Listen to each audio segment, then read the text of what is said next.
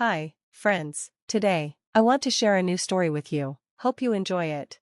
They didn't even look at me. I had just logged off after finishing the overnight server update when two security guards, not my boss, not HR, showed up at my desk with serious faces and clear orders. Pack only personal items. You're being escorted out now. No reason. No thank you for 19 years of work, just silence and a cardboard box.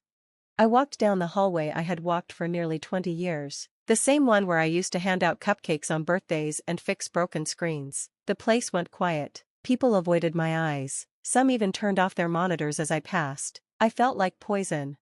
At the elevator, the guard stayed silent. Then I heard, "Katharinia," whispered quickly. I turned. It was Ellie from QA. She'd only been there 2 years, always full of questions about systems. Her hand shook as she passed me a post-it hidden behind her phone. Then she hurried into a conference room, eyes wide with fear. I slipped the note into my jacket before the guards saw. We rode down in silence. Outside, I sat in my car, engine off, hands shaking as I opened the note. "They're hiding something big. Don't let them silence you, GI."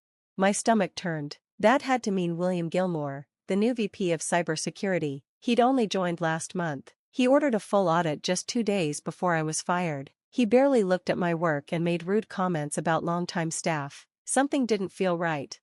At home, I walked around my kitchen, feeling caged. My severance email came before I even got there. Cold text, NDA clause, and a warning: any try to reach company systems would lead to legal action. But they missed one thing. I never shut down the old dev mirror I built 10 years ago to test ads. It still worked, hidden from their newer systems. I opened the terminal and logged in. It worked. The server came alive. Old logs appeared, and something else. Deleted audit trails I never touched. I frowned. Who would send live payment data through a test server? I stared at the screen. Union Data Service. I'd never heard of it, but there it was, linked to tons of small payments. $30 here, $52 there, thousands of them. I tracked the IP address. It pointed to a fake location in Maryland. Then a name showed up, William Gilmore. Not directly, but through a hidden registration and a PO box linked to a small shop in a strip mall. My heart skipped. What was this? I leaned back in my chair. The room was quiet except for the soft hum of the server. They didn't fire me because I was outdated. They fired me because I was getting too close to something someone wanted hidden. And William Gilmore? He just became my main target. It was almost midnight when I went back to the old server. It still ran quietly in a forgotten corner of the MEX cloud. Like an old heartbeat no one else remembered. Thousands of tiny payments were going through a company called Union Data Service, hidden in real time. None of it showed up in the official billing systems. Someone had gone out of their way to keep it off the record. Even worse, the logins used for these payments were linked to my old admin account, the one that was shut down last quarter. They were framing me.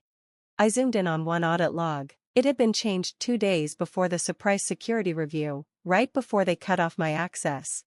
File changed by Gilmore, admin, temp. I froze. Gilmore had made a fake admin account. Sloppy move. My phone buzzed. Unknown caller. I picked up, trying to stay calm. "Hello?" A breath, then a low voice said, "Stop digging, Katharinia. Some things aren't meant to be found." Click. I stared at the screen. My hands went cold. Only 2 people knew about this hidden server, me and one intern who helped build it years ago. Ellie? No, she wouldn't. Suddenly, my screen flickered. Someone was trying to break into the mirror server. I killed the connection, saved all the logs, and shut it down fast. They knew I was digging, and they were already trying to erase it. By sunrise, I had mapped out the bones of the operation. 2 fake companies, Deltrix LLC and Neospin Global, both sending money from Union Data Service. Their addresses? A UPS mailbox in Tulsa and a trailer in Nevada. I traced the network routes and approval records. They led straight to William Gilmore, and to Shirley Croton, our company lawyer. This wasn't just theft. It was a setup from the inside. And firing me was part of the plan. I called Ellie. "Are you alone?" I asked. There was a pause, then a soft voice. "Yes, Catherine, what's happening?" "My key card stopped working this morning." I swore under my breath. "They're clearing things out. I heard voices in the stairwell last night," she said. "Shirley was shouting to shut everything down before that woman made noise." That woman was me. I hung up and grabbed my old external hard drive, the one with secure backups of every audit I ever ran. I unlocked the last 6 months of records. There it was, $5. 1 million moved through 37 secret payments, all approved by Shirley. My stomach turned. This wasn't just stealing. It was cold, planned, and done like clockwork. Then, I heard my door handle move. I stopped breathing. No knock, no sound. Just a slow twist of the knob. I stepped back and grabbed the letter opener from my desk. They weren't just trying to erase files. They were ready to erase me, too. I didn't sleep that night. Fear mixed with anger and turned into action. By morning, I wrote a polite, regretful email to Shirley, copied to William. Subject, formal apology and resignation request. But hidden in my email signature was something not so polite, my custom script, Black Echo. It was built to quietly copy every fake approval they'd made. Once it started, it would send those records to 5 board members and 1 journalist at Business Globe. I hit send. 10 minutes later, my phone rang. Katharinia. William's voice was cold. That little trick is going to cost you. I answered calmly. Didn't you get my gift? A pause. Then the call dropped. 20 minutes passed. Then, a knock on my door. I didn't answer. You're playing a dangerous game, William said from the hallway. This won't end the way you want. I recorded every word on my phone. Neither will yours, I said through the door. Behind me, the progress bar on the script hit 100%. Sent, saved, backed up, 3 times. Now it was just a matter of waiting. And for once, time was on my side. It started with sirens. Across the street, I watched federal agents storm MTech Dynamics. Black jackets, flashing badges, total chaos inside. I saw Shirley being walked out, her face pale, hands in cuffs. Then came William, yelling, "This is a mistake, I've been framed." A fitting lie. Later that day, I sat across from Agent Rios in a government office. My phone buzzed with breaking news. Whistleblower reveals $5, 1M scam, SEC targets MTech executives.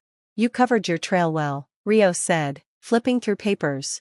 We followed the fake companies, it's all solid. I took a sip of my coffee. They got lazy, too sure of themselves. He nodded. You didn't just stop a scam, you ended a system. A week later, MTech's board offered me a $2.7 million settlement. No job offer, but I didn't need one. I signed the papers calmly. 3 months later, I launched the Glass Code Initiative, a nonprofit giving cybersecurity scholarships to young women who need them most. At our opening event, I stood at the podium and thought of how it started, the hallway, the whispered warning, the betrayal. Justice doesn't always happen in court. Sometimes, it's a keyboard, a hidden truth, and the courage to press send. Friends, what did you think of this story? Tell me in the comments. Want more like it?